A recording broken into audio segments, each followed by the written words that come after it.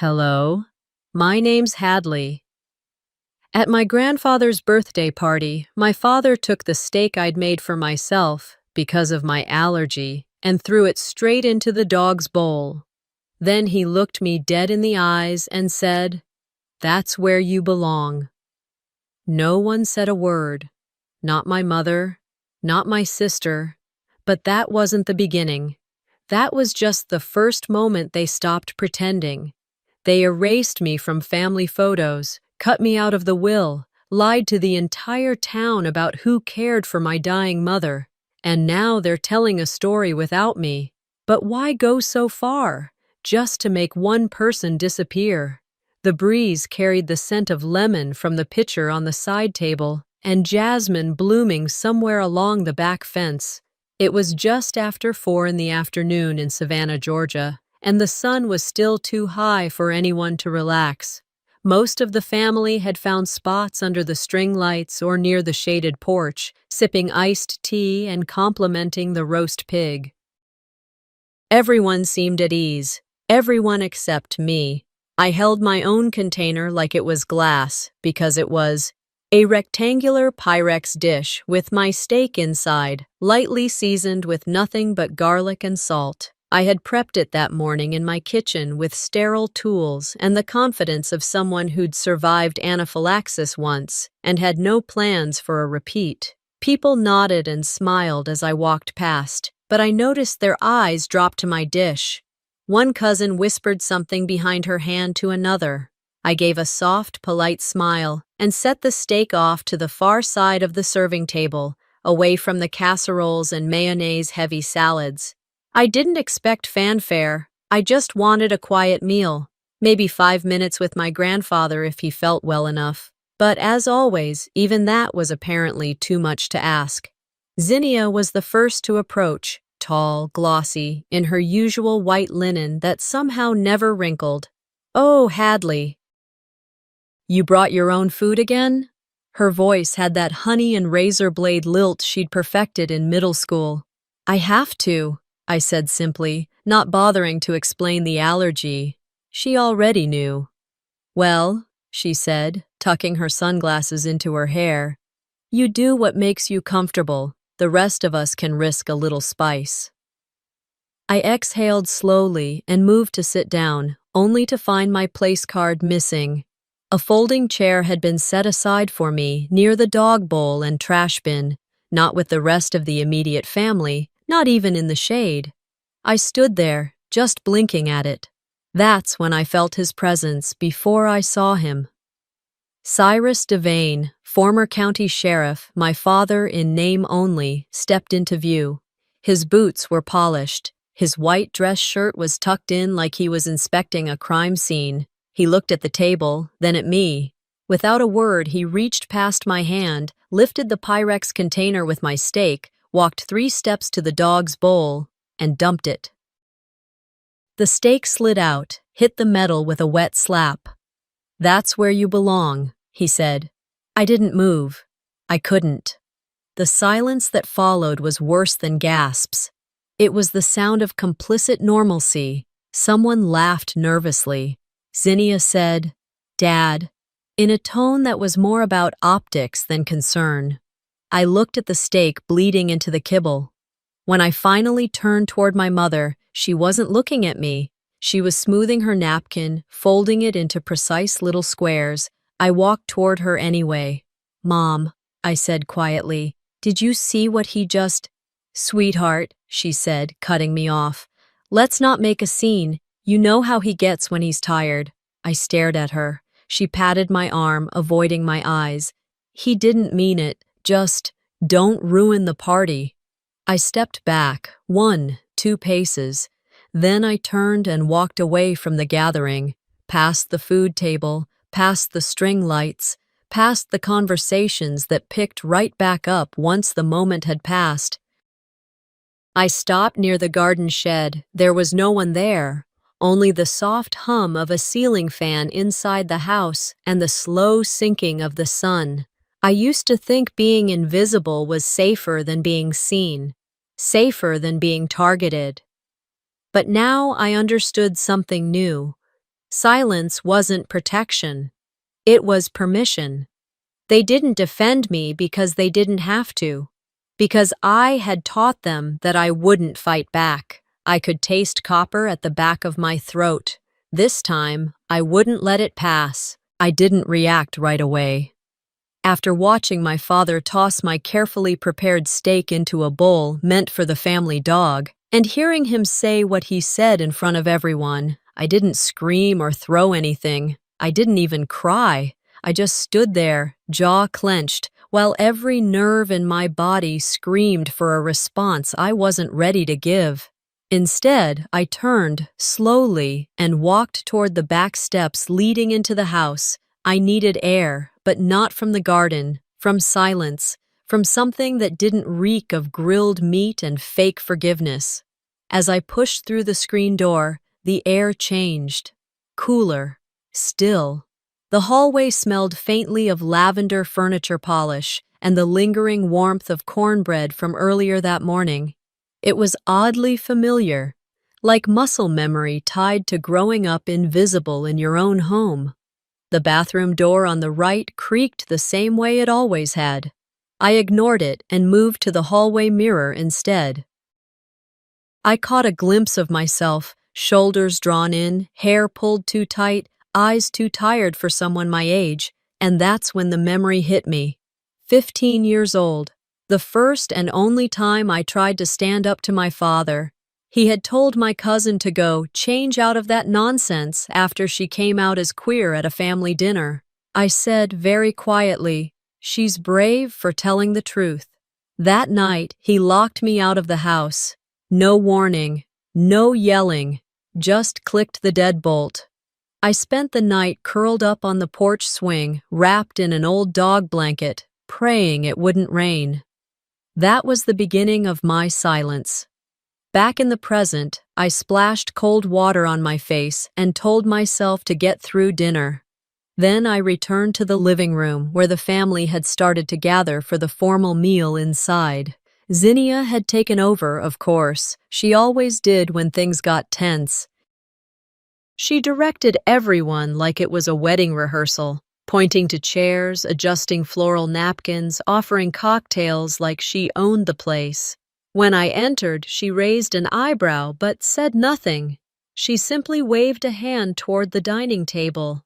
I found my name card, barely visible, and followed it to a folding chair near the hallway, uncomfortably close to the bathroom door. I could hear the toilet flush every 15 minutes like clockwork.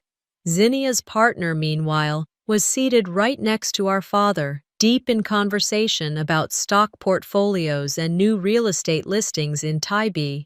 I stood behind my chair for a moment, confused. "Zinnia," I called across the table quietly. "Is this right?" She didn't even look up. Somebody had to sit there. Her voice was crisp, polished. Like this wasn't an act of exclusion, it was simply logistical efficiency. I sat down without another word. The dinner began with a toast. My father thanked everyone for coming. My sister smiled too brightly. My mother nodded as if nothing in the world had gone sideways just an hour ago. The main course came out. Prime rib, of course. I pushed my empty plate forward and pretended to sip water. A few minutes into the meal, my cousin Eva leaned over from 2 chairs away. She slipped me a folded napkin, under which was one of the printed invitations. I opened it slowly. Thick cardstock, gold-embossed edges. The list of guests was printed in beautiful calligraphy. Everyone's name was there, first and last, except mine. At the very bottom, squeezed in crookedly, in plain blue pen, someone had written, "Plus Hadley." It looked like an afterthought. My breath caught. Not because I hadn't expected it, but because even now, even after everything, they still found new ways to make me feel peripheral. I folded the invitation slowly and tucked it into my purse. I didn't say a word. Instead, I excused myself to the bathroom. I shut the door, locked it, and gripped the sink with both hands. The porcelain felt cold. solid, something to hold on to. Looking up, I caught my reflection again.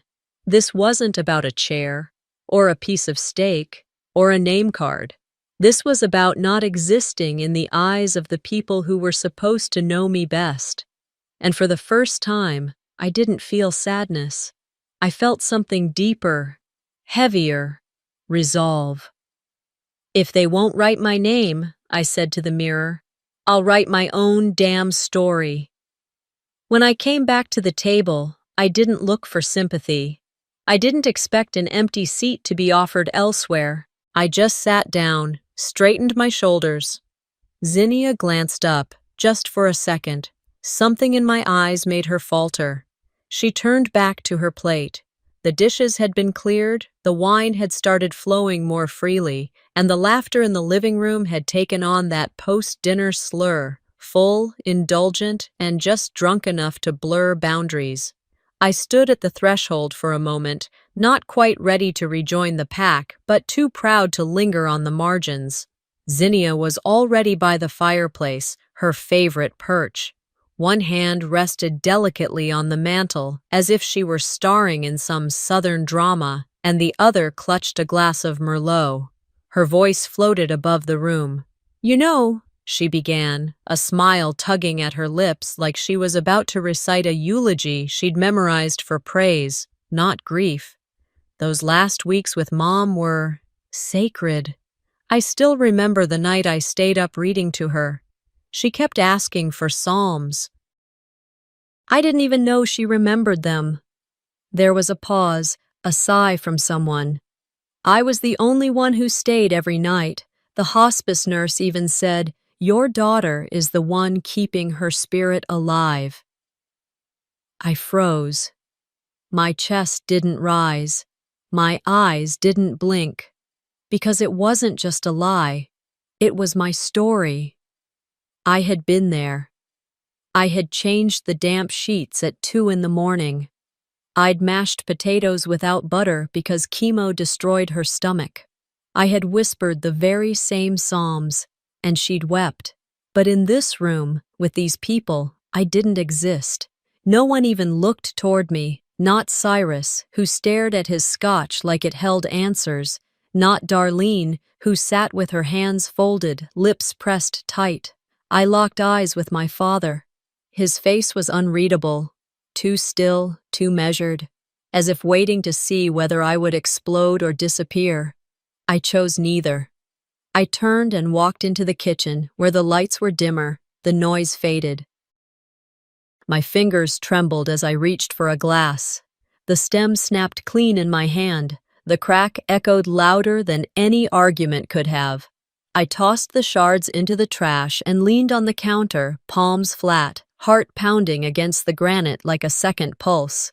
I opened the drawer near the sink to grab a towel, and there it was, an old family photo album, worn at the corners. I pulled it out slowly, like it might break from memory alone. Flipping through the pages felt like handling glass. There was one picture I hadn't seen in decades. A birthday party in the backyard, balloon animals, plastic crowns. I remembered it clearly. I was standing beside Zinnia, both of us holding the family dog, Ginger, between us. But in the photo, now glued to the page, only Zinnia and the dog remained. My side was gone, crookedly trimmed, the frame shortened. No trace I'd ever stood there. They'd literally cut me out. I took a photo with my phone. Not out of sadness. Not anymore. I was past that. A memory bloomed, vivid and sharp.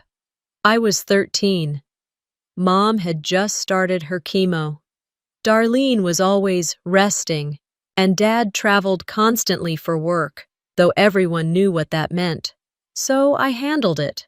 I learned to sterilize gauze, cook rice without salt, how to rub lotion on paper-thin skin without causing pain. I had been a child tending to the dying, and I never told anyone.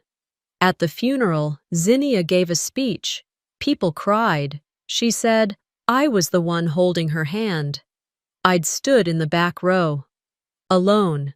Now here she was again, rewriting my history like it belonged to her. I looked back at the photo in my phone. Then I opened my notes app and typed one line. If they won't remember me right, I'll make sure the world knows the truth. I didn't need revenge. I needed the record corrected. After everyone left and the house returned to silence, I stayed up most of the night. Sleep never really stood a chance.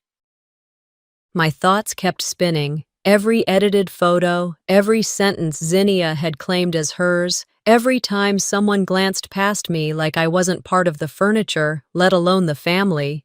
At around 2 a.m., I pushed aside the half-eaten toast I'd made just to feel busy and opened my laptop. The blue light washed over the living room, casting long shadows on the beige walls. I created a folder called The Truth. It felt absurd and necessary at the same time. Inside, I started filing away everything: snapshots of the photos, text files of what I remembered from Mom's final days, even the seating chart from last night. A timeline of sorts, not for court, for clarity, for memory. As the sun finally crawled over the fence outside the living room window, I heard my phone buzz. Then buzz again. At first, I thought it might be Zinnia finally growing a conscience. But no, it was a screenshot, forwarded to me by accident from Eva, my cousin.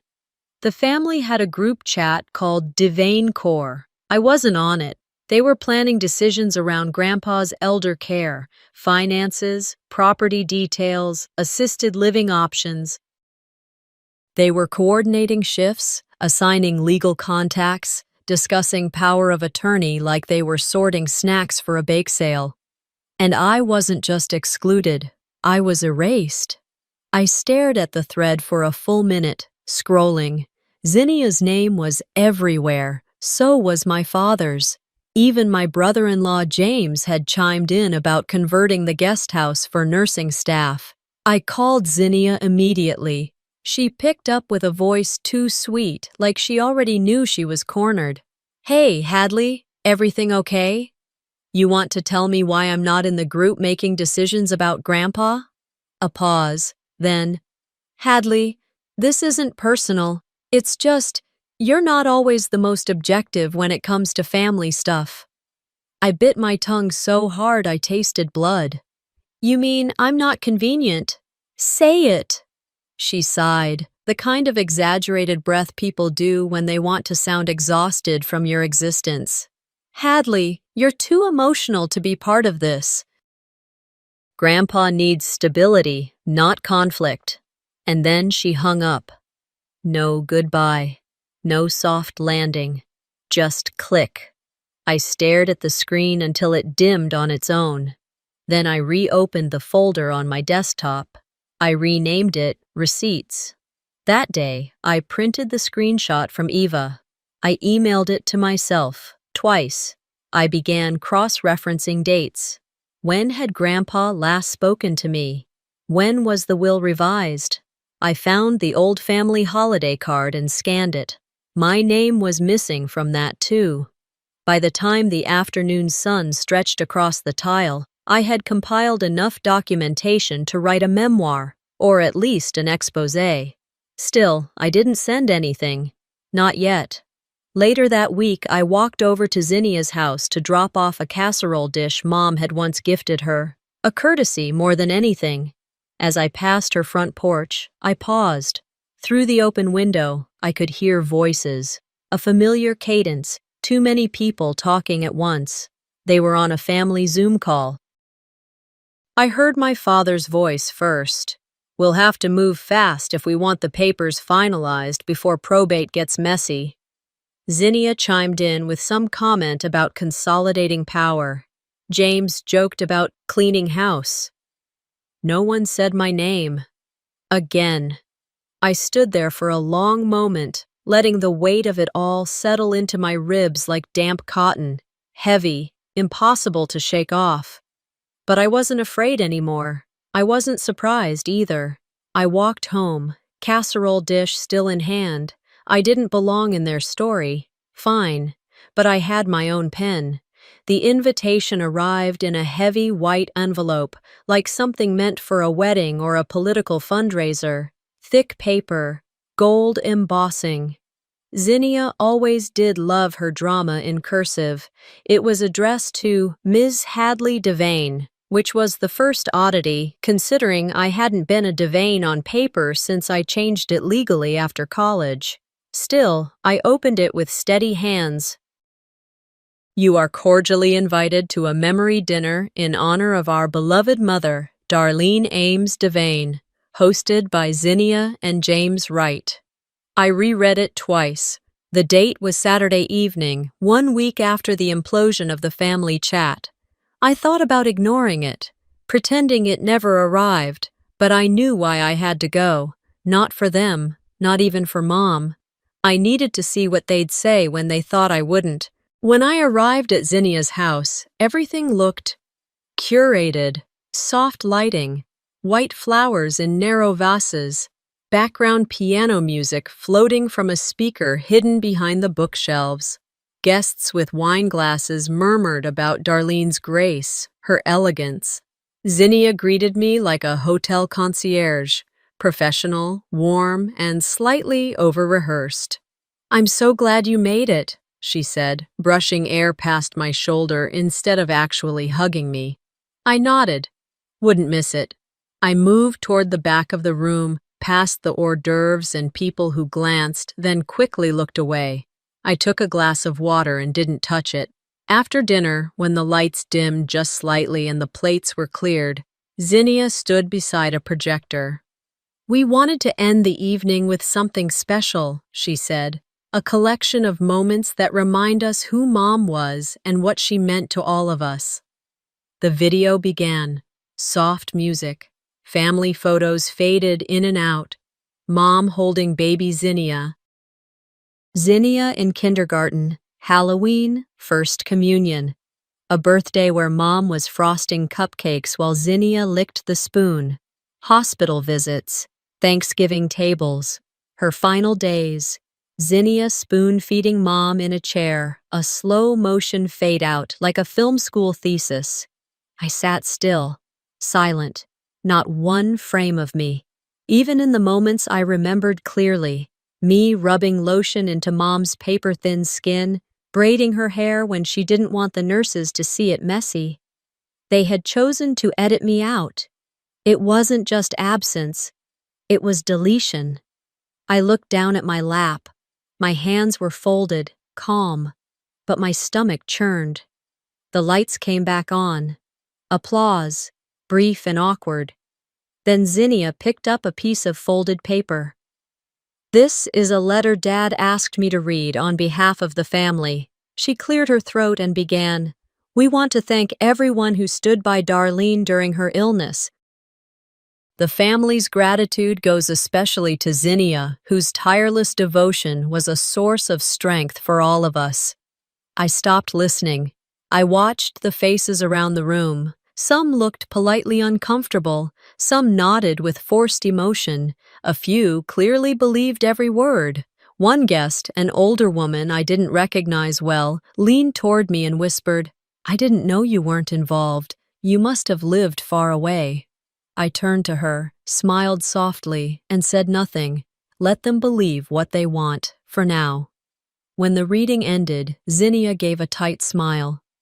"Thank you, everyone." I stood, took a breath, walked to the center of the room. I didn't raise my voice, didn't lift a finger. I simply said, "It's fascinating how selective memory works, especially when edited in 1080p. The room froze. Zinnia's face shifted. Not panic, but that careful calculation of someone caught mid-performance. Dad didn't move. He just looked down at his empty glass. No one said a word. I didn't need them to. I turned toward the door, paused at the porch, looked back just long enough to deliver what they'd remember. There's more than one version of history.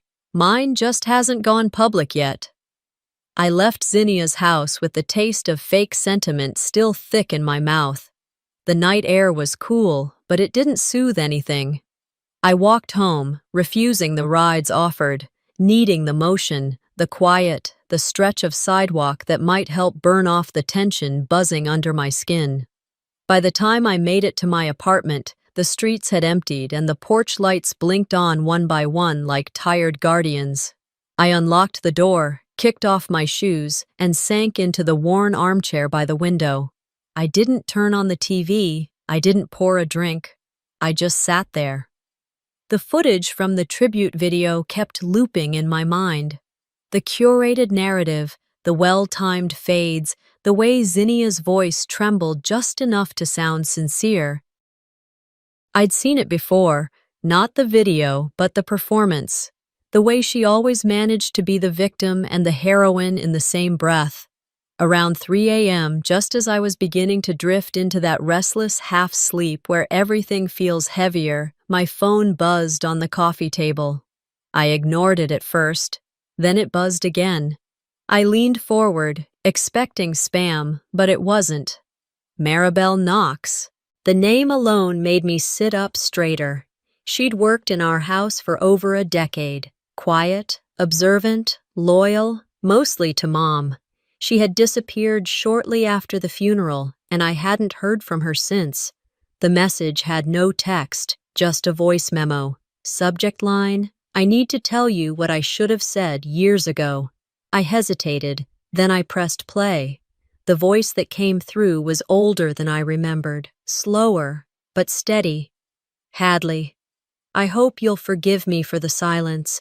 I should have said something long before now." I sat frozen. "I was there the summer your mother got worse. I saw who stayed up.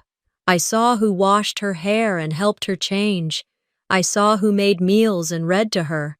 It wasn't Zinnia. It wasn't Darlene's sister. It was you." My breath caught. "I remember your father telling me, 'No one needs to know what Hadley did. Let Zinnia handle the speeches.' And I was scared, so I kept quiet." I shouldn't have. The recording ended with a shaky inhale. No apology, just the facts.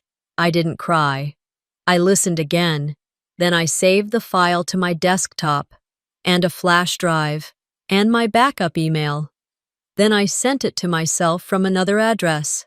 I wasn't going to let it vanish. I typed a reply. "Thank you, Maribel. I'll handle the rest." Then I stood up, stretched, and walked to my kitchen. I poured a glass of water, sat at the counter, and opened my laptop. A folder already existed. Receipts. But tonight, it got heavier. I added the audio file, the guest list with my name scribbled at the bottom, the tribute footage with timestamps of Zinnia's staged moments, a scan of the cropped photo I found last week. Then I opened a new email. To devaincore@gmail.com. Subject: Let's correct the record. I didn't write a long message, just a few lines. Attached are some things I thought the family might like to see. Truth matters, even if it's uncomfortable. You may control the story, but I lived it. I stared at the send button. My finger hovered, but didn't press, not yet. Instead, I scheduled the email to go out exactly 1 week from now, the morning of the memorial scholarship event Zinnia had planned in Mom's name. Let them gather. Let them celebrate. Let them smile for photos. And then let the truth arrive, uninvited but undeniable. I leaned back in my chair, closed the laptop, and whispered to no one. This time, they won't be able to delete me. By Thursday morning, my scheduled email was locked, timed, and sitting in the cloud like a loaded slingshot. I had reviewed it 6 times, double-checked the attachments, rewrote the subject line 3 times before settling on, "For the record." I thought that would be my first strike, but Zinnia moved first. Just before lunch, my phone buzzed with a family-wide message. In honor of Mom's memory and her legacy of strength, we're proud to share this with our loved ones. The sender, Zinnia Wright, CC. Practically everyone with a Devane in their bloodline or their holiday photo albums. Attached, a polished, full-color digital booklet. I hesitated only a second before opening it. The first page was a photo of Mom, soft smile, eyes tired but proud, standing next to Zinnia in a spring dress. The caption read, "Our matriarch, our guide, our hero." Then came the timeline. Mom's final days. Each entry highlighted Zinnia's contributions. Zinnia reading scriptures bedside, Zinnia organizing meals, Zinnia holding Mom's hand. The tone dripped with humble brag, dressed up in white font and sepia tones. My name wasn't mentioned once, not even in the fine print. At first I laughed, but the sound came out hollow, sharp at the edges. Then I turned the page again and stopped. There it was, a photo from Zinnia's wedding. She stood under a floral arch, beaming, holding James's hand, and she wore the dress. Not just a dress, the dress. I'd designed it 5 years ago, a one-off couture piece I never released publicly. A silhouette I'd drafted, sculpted, and stitched by hand over weeks. I'd shown it to her once, just once, during a quiet Christmas when we weren't at each other's throats. She had looked me dead in the eye and said, "Too dramatic for me." And yet here it was, featured centerfold in a tribute that also managed to erase me. No credit, no footnote, no borrowed from my sister, just theft in full bloom. I closed the booklet and exhaled slowly. My heart beat with the steadiness of something no longer surprised. I was past surprise. I opened my laptop and added the wedding photo to my digital folder. I labeled it Stolen Design. 5 minutes later, a new email pinged into my inbox. From a law firm I recognized, the one Dad had used when handling Grandpa's estate planning. I assumed it was part of the group thread, maybe another memorial detail. Instead, it was an accidental CC. The message was a brief instruction to Zinnia and Cyrus. Final copy of the revised will attached. Please review before next week's signing. My hands trembled as I opened the PDF. My name wasn't there. Not even under residuary estate. I went back and searched my own records, a scan from 3 years prior, when Mom asked me to hold a copy in case of family nonsense, as she called it. And there it was, on page 6, Hadley Devane, to receive parcel 421B, formerly owned by Eleanor Hastings, my mother's side of the family. The last thing she hadn't surrendered to Cyrus, gone, just like me. They didn't just want to rewrite the past, they wanted to strip me from the future too. I didn't cry. Instead, I printed both wills and laid them side by side on my table. I circled the clause that had vanished, drew a bold red X through the paragraph in the new version that praised Zinnia's stewardship. Then I photographed them both, added the files to the folder, and I spoke aloud just to feel the words leave my body. They took the dress, they took the story. Now they're taking the land. I opened the email I had already scheduled, clicked edit. I added the 2 wills. Attached the wedding design file, the audio recording from Maribel, the invitation with my name scribbled in, subject line revised. Truth has its own schedule. Then I changed the send time. Saturday morning, 9:00 a.m., right as the family would be gathering at the community center for Mom's Memorial Scholarship breakfast. The moment they'd all be checking their phones, posting pictures, quoting Zinnia's speech. I didn't need to be in the room. My voice would arrive anyway. Saturday morning, sunlight crept in through the blinds, landing on the small round table where my laptop sat humming softly. I didn't touch it. I didn't need to. The email was scheduled, the files were ready, and the truth had been waiting long enough. At exactly 9:03 a.m., while most of the Devane family filed into the community center in Savannah with smiles, lapel pins, and tightly clutched coffee cups, a ripple began. Phones buzzed. Notifications pinged.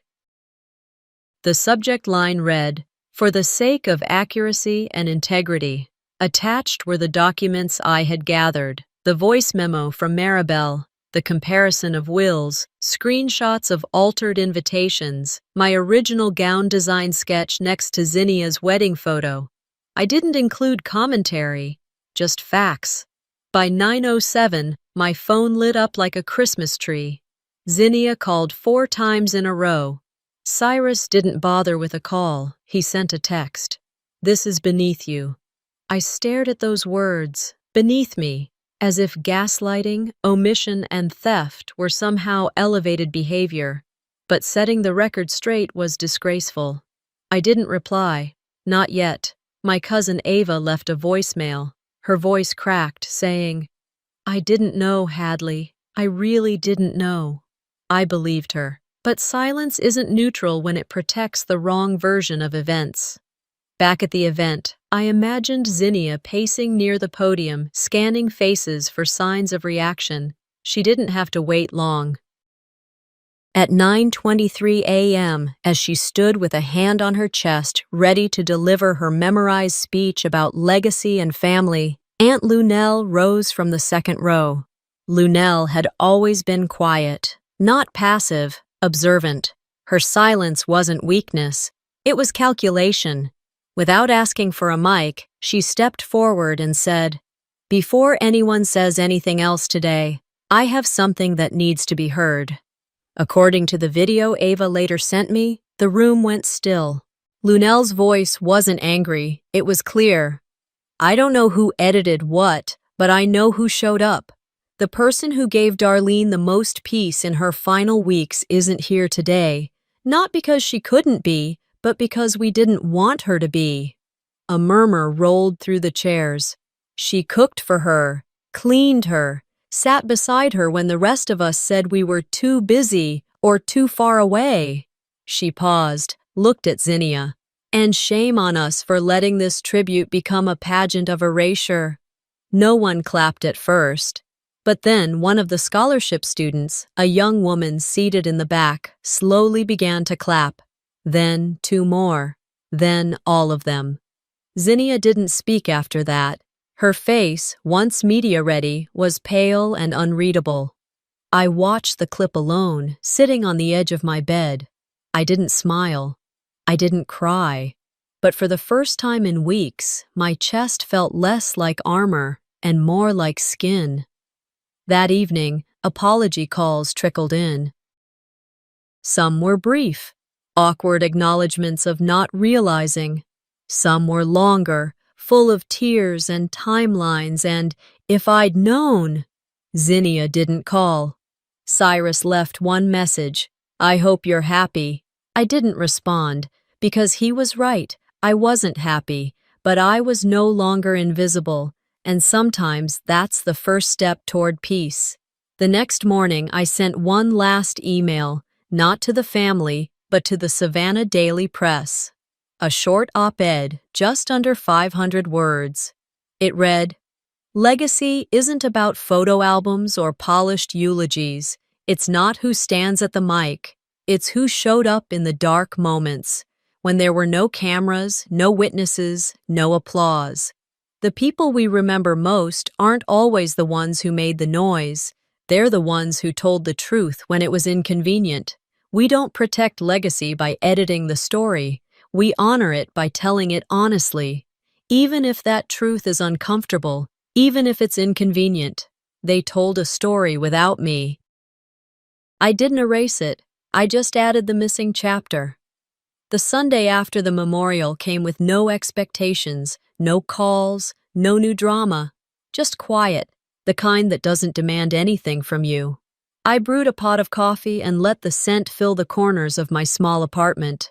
The table by the window held a growing stack of mail, but something about this morning felt different. I walked over, flipped through bills and flyers, until my hand landed on a small envelope with crooked handwriting. There was no return address, but I knew exactly who it was from the moment I saw the purple crayon smudged into the corner. Micah. I opened it carefully. The card was homemade, folded printer paper, drawn stars, and a stick figure that I assumed was meant to be me. Inside, in big, uneven letters, "Aunt Hadley, I didn't know you were Mom's sister. I'm sorry I said that dumb thing. Can I visit your garden sometime?" I read it 3 times. The apology wasn't rehearsed. It wasn't forced. It wasn't about protecting anyone's image. It was the kind of truth only a child could offer. Simple, real, disarming. I placed the card next to my mug and took the first full breath I'd had in weeks. That afternoon, I walked to the community garden behind the nonprofit center where I'd started volunteering a year ago. It used to feel like an escape, a place where nothing required explanation, where people grew things without being asked to justify why. Spring had arrived in the flowers before it arrived in the air. Yellow marigolds bloomed alongside sweet peas, and the tomatoes were already stubborn with green.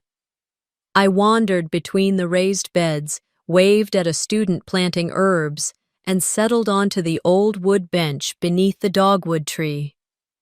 From my bag, I pulled out a folder I hadn't opened in a long time. Inside, a letter I'd found folded beneath one of Mom's sweaters the week after her funeral. It had no envelope, no date. Just my name on the top in her cursive that always leaned slightly to the left. "Hadley, I'm sorry I didn't speak louder for you. I should have, but I see you. I saw everything. I love you more than I ever showed." That was it. No long explanations, no qualifiers, just those words. They didn't undo anything. They didn't fix years of quiet pain or erase the damage left behind by other voices, but they anchored something in me that had been drifting for far too long. I folded the letter back into its crease and watched a bee settle briefly on the edge of my boot. I didn't need my father to call. I no longer cared what Zinnia posted on her filtered Instagram feed. I wasn't checking my phone for their names anymore. They were quiet, which for once was exactly what I needed. Later that week, I organized a small picnic at the garden for the students who'd received the scholarship tied to my mother's name. Not the legacy Zinnia tried to paint, but the one Mom would have wanted: education, food, growth, second chances. We spread blankets across the grass. The kids passed around homemade cookies and lemonade in chipped mason jars. Near the end, I saw Micah walk in, holding the hand of his nanny. He clutched something tight to his chest and looked around until he saw me. He ran over, handed me a folded piece of paper. On the front, it said, "To the aunt with the biggest truth." I opened it. Inside was a picture of a garden, with one stick figure watering the flowers while others smiled nearby. He'd labeled them all, his name, the students, and mine. At the bottom, in clumsy cursive, "Thanks for making things grow." I didn't say anything for a while, just watched the sun dip behind the tool shed and listened to the sound of kids laughing in the distance. Some wounds don't heal neatly. Some leave scars that stay, but others, the ones rooted in truth, love, and a little bit of dirt, they leave space for something else. Light. I wasn't written out. I was just on the wrong page.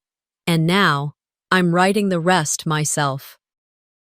Sometimes, family doesn't break you all at once. It erases you one quiet moment at a time. But the truth has a way of surviving, even when it's inconvenient. What would you do if your own family rewrote your story without you in it? If this story moved you, leave a comment and tell us what you think. Don't forget to subscribe for more real, emotional revenge stories that dig deep into family, truth, and survival.